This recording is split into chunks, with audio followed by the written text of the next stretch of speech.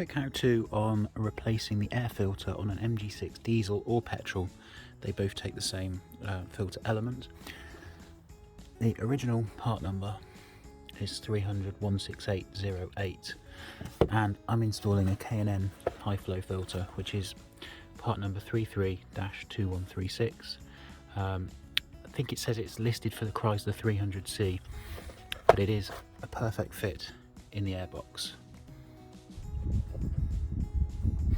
As you can see, side by side, they are a like for like fit. The only difference is with the K&N, the actual rubber lip is half the thickness.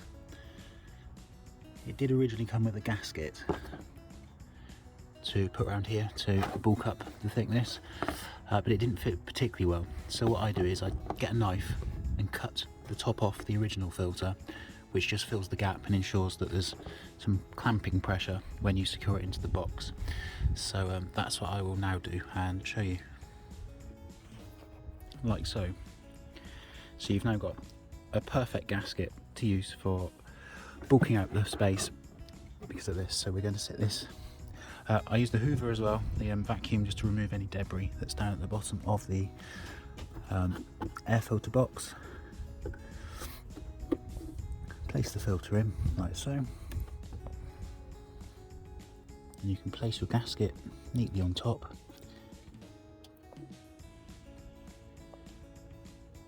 Like this, and then put the box back in place.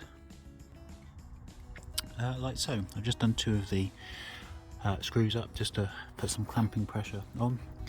The screws, the heads are really soft and very easy to mangle them with a Phillips screwdriver. So a previous owner on my car has cut some flats so you can get a big flat bladed screwdriver on, and good idea to put a bit of WD-40 or similar on them as well, just to stop them from rusting.